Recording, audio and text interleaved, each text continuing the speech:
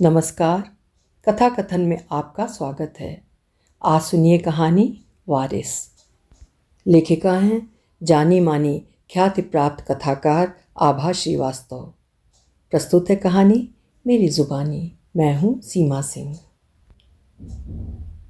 दिल्ली के भीड़ भाड़ वाले स्टेशन पर मैं ट्रेन में चढ़ने ही वाली थी कि किसी ने पीछे से वसुधा दीदी पुकारा। मैं चौंक उठी। इस संबोधन और इस मधुर स्वर को तो मैं लाखों में पहचान लेती, फिर भी मुड़कर देखने का लोभ संवरण नहीं कर पाई। क्या सच में रचना भाभी ने ही मुझे पुकारा? इतने बरस बाद भी उस मीठे स्वर का अल्हड़पन वैसा ही मासूमियत भरा कैसे रह गया? पलट कर देखा तो अनायासी हक्की बक्की रह गई। हाँ, वो रचना भाभी ही तो थी। वही गोरा उजला रंग और वही निष्पाप निर्दोष मुस्कुराहट। कहते हैं जाने वाले को पुकारना नहीं चाहिए, लेकिन मैं तो ट्रेन से उतर ही चुकी थी। उम्र जैसे एक बार फिर 20 बरस पीछे लौट गई। सारे गिले शिकवे भुलाकर मैं रचना भाभी से लिपट गई। आंखें अनायासी भर आई थीं। समय इतनी तेज रफ्तार से बीत गया था, पता ही न चला। वसुधा दीदी, अपने बेटे से मिलिए, आदित्य। पास ही खड़े लंबे से युवक को रचना भाभी ने आगे किया तो लगा जैसे हूबहू दिनेश दा ही आकर खड़े हो गए हों। एक अवश सी रुलाई अंदर से बहने लगी। आदित्य ने आकर पैर छुए तो खींचकर मैंने उसे गले से लगा लिया। ये मेरे पति अजय हैं, रचना भाभी धीरे से बोली तो मुझे एक चोट सी लगी। आंखें फिर भर आईं। रचना भाभी के पति की जगह आज अगर दिनेश दा होते तो? दिनेश दा के बोल अनायासी कानों में गूंज उठे। वसुधा, तू कहेगी तभी अम्मा रचना से मेरा ब्याह कराएंगी, नहीं तो नहीं। रचना भाभी ने ऐसा क्यों किया? दिनेश दा की विधवा बनकर ही जीवन काट लेती। इतना प्यार करने वाले पति के लिए तो लोग 7 जन्मों की कामना करते हैं। रचना भाभी एक जीवन भी प्रतीक्षा न कर पाई। मेरी ट्रेन चली तो गई थी। जाती हुई ट्रेन कब किसके लिए रुकती है? एक यात्री न सही दूसरा यात्री। क्या जीवन का सफ़र भी ऐसा ही होता है? मनपसंद जीवन साथी का साथ छूट जाए तो क्या दूसरे का साथ जरूरी हो जाता है? रचना भाभी के पति अजय काफ़ी सहृदय लगे। दूसरे के बच्चे को पढ़ा लिखा कर लायक बना देना सहृदय लोग ही कर सकते हैं। वे हमें अकेला छोड़कर चाय लाने चले गए। आदित्य पत्र पत्रिकाएं देख रहा था। वसुधा दीदी, आदित्य ने रुड़की से इसी साल इंजीनियरिंग की डिग्री ली है। आपके भैया यही चाहते थे ना? रचना भाभी ने जब कहा तो मुझे न चाहते हुए भी पूछना ही पड़ गया। भाभी, क्या दूसरा ब्याह करना इतना ज़रूरी था? आप कुछ भी कह सकती हैं दीदी, मैं कोई सफाई नहीं दूंगी। बस इतना जान लीजिए कि अगर अजय ना होते तो ना मैं जीवित रहती ना आदित्य। मुझसे कुछ बोला न गया। अजय चाय ले आए थे। चुपचाप चाय पीने लगी। चुप्पी को मानो एक बहाना मिल गया था। मेरे कानों में अम्मा के शब्द बार बार गूंज रहे थे। कुलच्छनी के पैर ही अशुभ हैं। कोई और बहू होती तो दिनेश की ऐसी गत न बनती। कभी लगता दिनेश दा बिस्तर पर लेटे पुकार रहे हैं, लौट आओ रचना, एक बार तुम्हें देख लूँगा तो चैन से मर सकूँगा। पर जिसे वे पुकार रहे थे उसे तो अम्मा ने धक्के मार के कब का घर से निकाल दिया था। भाभी, हो सके तो एक बार अपने ससुराल हो आओ, नहीं तो अम्मा को मुक्ति नहीं मिलेगी। रुंधे गले से भाभी का हाथ थाम कर मैंने कहा तो उनकी आंखें छलछला आईं। मुझे दिनेश दा का संपूर्ण परिवार देखना अद्भुत लग रहा था, दिनेश दा के बगैर। न जाने क्यों रचना भाभी के पति को दादा कहने का मन हो आया। आज अगर दिनेश दा होते तो? 87 बरस की अम्मा बैठी हैं अभी, कोई इंद्रियां काम नहीं करती, लेकिन मेरे बाबूजी, संतोष दा, दिनेश दा, सबको एक एक करके भगवान ने बुला लिया। कई बरस बीत गए। अब सभी कुछ सपना सा लगता है। कितना सुखी परिवार था हमारा। 2 बेटों की माँ होने का कितना गुमान था अम्मा को। इकलौती थी मैं। 2 भाइयों के बाद आई थी, भाग्यशालिनी थी। बाबूजी इंटर कॉलेज के प्रिंसिपल थे। उन्होंने 8वीं पास अम्मा को आगे पढ़ने की प्रेरणा दी। इंटर बीटीसी करके अम्मा भी टीचर हो गईं। प्रतापगढ़ छोटा सा शहर था। बाबूजी के कॉलेज में अम्मा ठाठ से नौकरी करने लगीं, लेकिन अपने ठेठ देसी संस्कार, देसी मानसिकता और देसी बोली नहीं भूलीं। कॉलेज में उनका रूप, उनकी बोली कुछ और रहती और घर में कुछ और। बाबूजी की प्रेरणा से ही मैं लखनऊ पढ़ने गई। मैंने भी एमए फिर बीएड किया। पढ़ाई समाप्त होते ना होते बाबूजी ने मेरे हाथ पीले कर दिए। मेरे बड़े भैया संतोष दा पढ़ने में अच्छे थे। कंपटीशन पास करके इनकम टैक्स अफसर बने तो छोटे दिनेश दा पढ़ने के लिए इलाहाबाद भेजे गए। संतोष दा का ब्याह हुआ। ढेर सारे दान दहेज और सामान के साथ फूल सी सुकुमारी सुप्रिया भाभी आईं तो घर में मानो ताजी बयार का एक झोंका आ गया। अम्मा भी घर बाहर संभालते संभालते थक गई थीं। भाभी के आने से उन्हें भी राहत मिली। मैं भी मायके जाती तो बैठने बोलने के लिए भाभी का संग साथ रहता। जब सुप्रिया भाभी के पांव भारी हुए तो अम्मा तो बावरी सी डोल गईं। हे दुर्गा मैया, पोता होगा तो 1.25 किलो लड्डू का प्रसाद चढ़ाऊंगी। उस छोटे से शहर में बाबूजी का बड़ा रुतबा था। घर बाहर सुप्रिया भाभी पर आशीष बरसते कि पुत्रवती भव। अम्मा तो 24 घंटों में 20 बार बेटा होने का जाप करती। तो धीरे से एक दिन सुप्रिया भाभी बोल ही पड़ी, अम्मा जी, कोई गारंटी है क्या कि बेटा ही होगा? मुझे तो बेटियां ही प्यारी लगती हैं। इतना सुनना था कि अम्मा पर मानो बम फूट गया। शुभ शुभ बोल बहू, इस खानदान में हमेशा पहला बेटा ही होता आया है। मेरे सास के भी, जेठानी के भी और मेरे भी। तब तेरी कोख से बेटी काहे जन्मेगी, बता तो। भाभी चुप लगा गई। कोख के अंदर की महिमा तो ईश्वर ही जानता है। परंपरा टूटनी थी सो टूटी। सुप्रिया भाभी को बेटी हुई तो बाबूजी फूले नहीं समाये, लेकिन अम्मा ने 2 दिन तक पोती का मुंह नहीं देखा। तीसरे दिन जबरदस्ती जब नन्ही पोती को अम्मा की गोद में दिया गया तो उनके चेहरे पर हल्की मुस्कुराहट फूटी। किंतु अभी सुप्रिया भाभी की कोख की परीक्षा पूरी कहाँ हुई थी। जब 1.5 साल बाद मेरी दूसरी बेटी घर आई तो अम्मा ने सिर पीट लिया। शांत सुप्रिया भाभी बार बार गर्भ परीक्षण न करवाने की जिद पर अडिग थीं। अम्मा उन्हें रात दिन वंश का वारिस पैदा न करने के ताने सुनाती थीं। संतोष दा का दूसरा ब्याह कराने की धमकी भी अक्सर ही दिया करती थीं। संतोष दा सरकारी नौकरी में अनाप शनाप पैसा कमा रहे थे। गलत तरीके से कमाया गया पैसा कई अलाएं बलाएं भी साथ ले आता है। संतोष दा को शराब पीने की लत भयानक रूप से लग चुकी थी। अब तो वो भी सुप्रिया भाभी को बेटा पैदा न करने का ताना देने लगे थे। उनका कहना था कि इतना पैसा कमा कर रख रहा हूँ तो किसके लिए? जब उसे भोगने वाला कोई वारिस ही न रहेगा तो ऐसा पैसा किस काम का? अम्मा रात दिन भुन भुन करती। बड़े भाग थे जो हमरी एक्के बिटिया रही। सस्ते के ज़माने में ब्याह गई। ई दोनों तो हमरे संतोष को बिकवा के ही दम लही हैं। दोनों पोतियों से उन्हें कोई लगाव नहीं था। हाँ, नवरात्रों में 9 देवियों का व्रत वो बड़े ही धूमधाम से करती थी। घर में बस अम्मा और संतोष दा की ही चलती थी। शांत स्वभाव के बाबूजी रिटायरमेंट के बाद और भी अंतर्मुखी हो गए थे। सरकारी रुतबे ने संतोष दा का अहंकार और अधिक बढ़ा दिया था। घर बैठी बीवी उन्हें बच्चा पैदा करने की मशीन से अधिक कुछ नहीं लगती थी। उनकी चरित्रहीनता को लेकर विभाग में कई बार बातें उड़ चुकी थीं। ऐसा नहीं था कि सुप्रिया भाभी को ये सब पता न था, किंतु वे अपना घर तोड़ना नहीं चाहती थीं। वो एक बार पुनः गर्भवती हुई। जिद तोड़कर गर्भ परीक्षण करवाया। गर्भ में बेटा तो था, लेकिन फिर भी 9 महीने सुप्रिया भाभी की जान सांसत में पड़ी रही। ये तो एक जुआ था जिसमें सुप्रिया भाभी की कोख दांव पर लगी थी। वे 9 माह अंतर्द्वंद झेलते हुए खोखली हो गईं। 9 माह बाद पुत्रवती भव का आशीर्वाद फला, किंतु 2 शापों के साथ। बेटा जन्म से ही गूंगा बहरा था, ये तो पहले दिन ही पता चल गया था, किंतु 4-5 दिन बाद ही उसकी विचित्र हरकतें देखकर सभी को अटपटा लगने लगा। बच्चे का भावहीन चेहरा और कांच की गोलियों सी आंखें भयावह लगने लगीं। धीरे धीरे ज्ञात हो गया कि बच्चा नॉर्मल नहीं है। उसके साथ के बच्चे घुटने चलते, किलकारियां भरते, किंतु वो भावशून्य आंखों से स्थिर बना हमें घूरता रहता। किंतु सुप्रिया भाभी ने हार नहीं मानी। अपने उसी मंद बुद्धि शिशु पर वे जान छिड़कती। संतोष दा उसे गाली देते, बाप होकर भी बेटे को मरने की बद्दुआ देते, अनाथालय छोड़ने की बात करते, पर अडिग हिमशिला सी सुप्रिया भाभी सब झेल जाती। यूँ लगता वो बच्चा सुप्रिया भाभी से पूर्व जन्म की कोई शत्रुता निभाने आया है।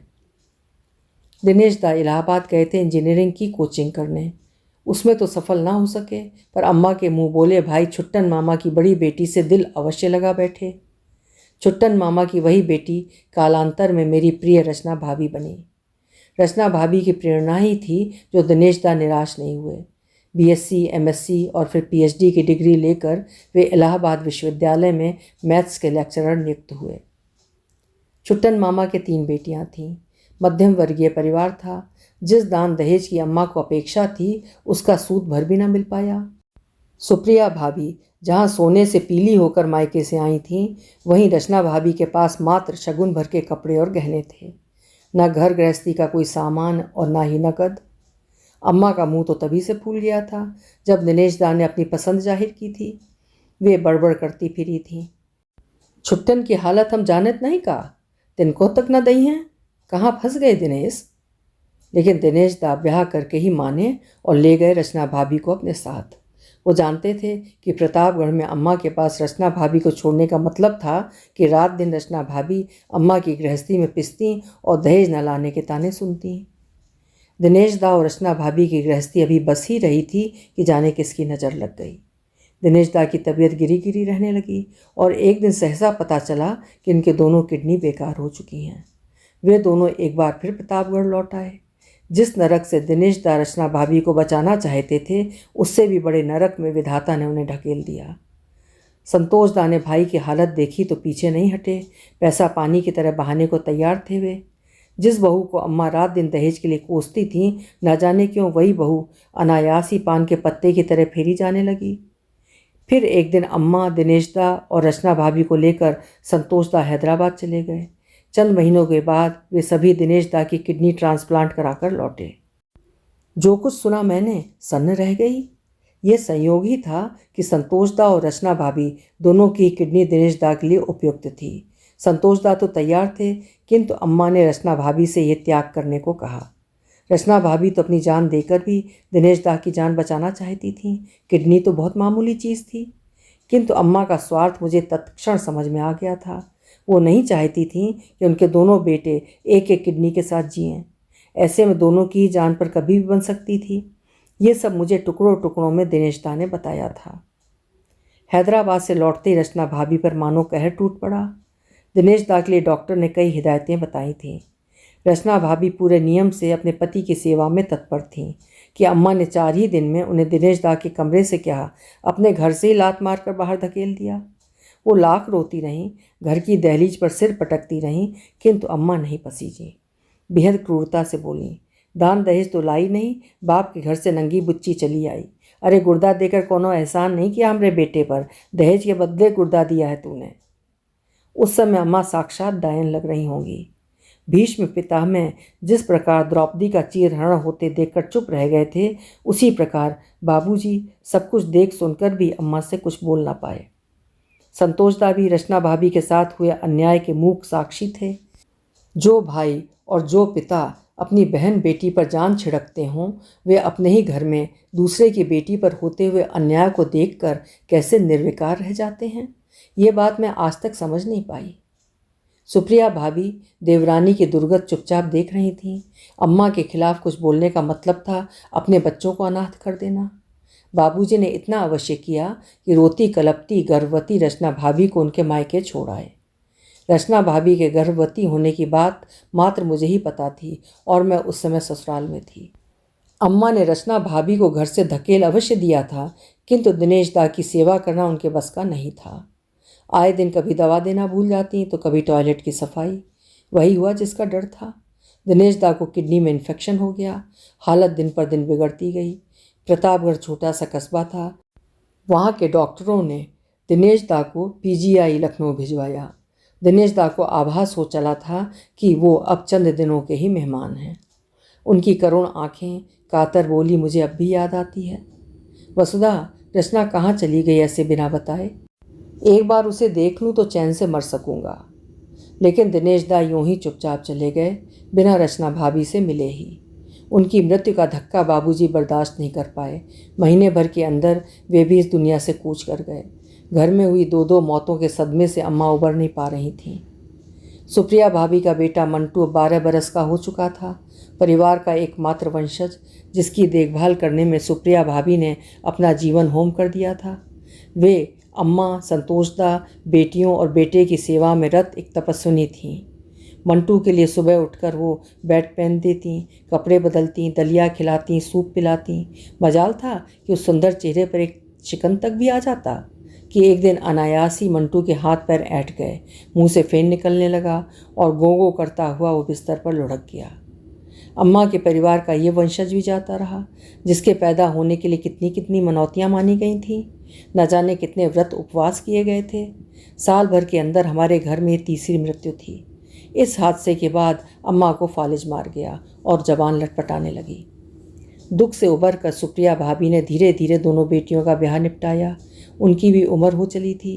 बेटियां अपने ससुराल में सुखी थीं, लेकिन अभी शायद विधाता को अम्मा से सुप्रिया भाभी और रचना भाभी के साथ हुए अन्याय का और अधिक बदला लेना था। संतोषदा अपनी अनियमित दिनचर्या और उल्टी सीधी आदतों के कारण कई बीमारियां झेल रहे थे। एक रात सोए तो सुबह उठे ही नहीं। अम्मा चीत्कार कर उठी। जिन दो बेटों पर उन्हें इतना अहंकार था, आज उनके जीते जी दोनों ने ही इस दुनिया से विदा ले लिया था। अब तो मायके जाते हुए भी मुझे भय लगता।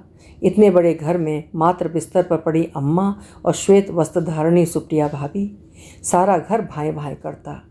अम्मा को धीरे धीरे अब एहसास होने लगा था कि उन्होंने अपनी मनमानी से पूरा घर तबाह कर दिया था।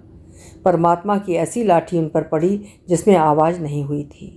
बिस्तर पर पड़े पड़े पता नहीं कैसे उनके हाथ पैर सब टेढ़े मेढ़े होकर अकड़ गए थे। पीठ पर भयानक बेडसोर हो गए थे। टट्टी पेशाब सब बिस्तर पर ही हो रहा था। धन्य थी सुप्रिया भाभी जो अम्मा की देखभाल सगे बच्चों से बढ़कर कर रही थी। संतोषदा के न रहने के बाद से ही अम्मा की बच्ची खुशी बोलने की शक्ति भी जाती रही थी। ये वही अम्मा थीं जिनकी एक हुंकार पर पूरा परिवार नाचता था। कहते हैं वृद्ध और नखदंत विहीन शेर तक लाचार हो जाता है, फिर अम्मा तो इंसान थीं। वे 87 बरस की हो चुकी थीं। पता नहीं कितने दिन इस हालत में और गुजारने थे। इसी दुनिया में व्यक्ति स्वर्ग और नरक दोनों भोगता है। गोंगो करते हाथ जोड़कर बिस्तर पर पड़ी अम्मा सुप्रिया भाभी से रात दिन पता नहीं क्या क्या कहती थीं। शायद क्षमा ही मांगती थीं। सुप्रिया भाभी निर्विकार भाव से अम्मा के सब काम निपटाती और बाकी बचे हुए समय में गीता रामायण पढ़ती। उस बार दिल्ली से लौटकर मैं एक बार फिर प्रतापगढ़ गई। ये मेरा घर था जहाँ बचपन के अल्हड़ दिन बीते थे, जहाँ से डोली उठी थी। यूँ लगा अभी बाबूजी दफ्तर से लौटकर पुकारेंगे, वसुधा बिटिया एक गिलास पानी तो ले आ और ये सब्जी का झोला चौके में रख दे। अम्मा और दो दो भाभियों के रहते कितनी रौनक हुआ करती थी। वे दिन कहाँ उड़ गए पता नहीं। इतना समय बीत गया कि अपना ही घर पराया लगने लगा। मुझे देखकर सुप्रिया भाभी दौड़ी आईं, गले लगा लिया। अम्मा को कुछ भी होश ना था। उनके हाथ पैर एक ही मुद्रा में अकड़े थे। बस सांसों के चलने और पलकों के झपकने से पता चलता था कि वे अभी जीवित हैं। फिर एक दिन अचानक किवाड़ खड़के। बरसों बाद रचना भाभी एक बार फिर ससुराल की दहलीज पर खड़ी थीं, इसी घर के वंशज को लेकर, दिनेश दा के बेटे को लेकर, आदित्य को लेकर। सुप्रिया भाभी दौड़कर पूजा घर में गईं और शंख फूंक दिया। शंखनाद सुनकर अम्मा की स्थिर पुतलियों में कुछ चमक दिखी तो मैं चीख पड़ी, अम्मा देखो तो कौन आया है। बड़ी कठिनाई से उन्हें सहारा दिया। रचना भाभी को देखकर उनके आंसू बह निकले। क्या ये पश्चाताप के आंसू थे? वो कुछ कहना ही चाह रही थीं कि आदित्य ने आकर उनके चरण स्पर्श किए। बरसों बाद अम्मा के मुंह से एक शब्द निकला, दिनेश, और कड़कड़ की आवाज़ के साथ उनके अकड़े हुए हाथ पैर सीधे हो गए। गर्दन एक तरफ लुढ़क गई। अभी आप सुन रहे थे आभा श्रीवास्तव जी की लिखी हुई एक परिवार की करुण कहानी। आशा है कहानी आपको पसंद आई होगी। पसंद आई हो तो कहानी को लाइक करिएगा और चैनल को भी सब्सक्राइब कर लीजिएगा। कल फिर मिलेंगे। आपका समय शुभ हो।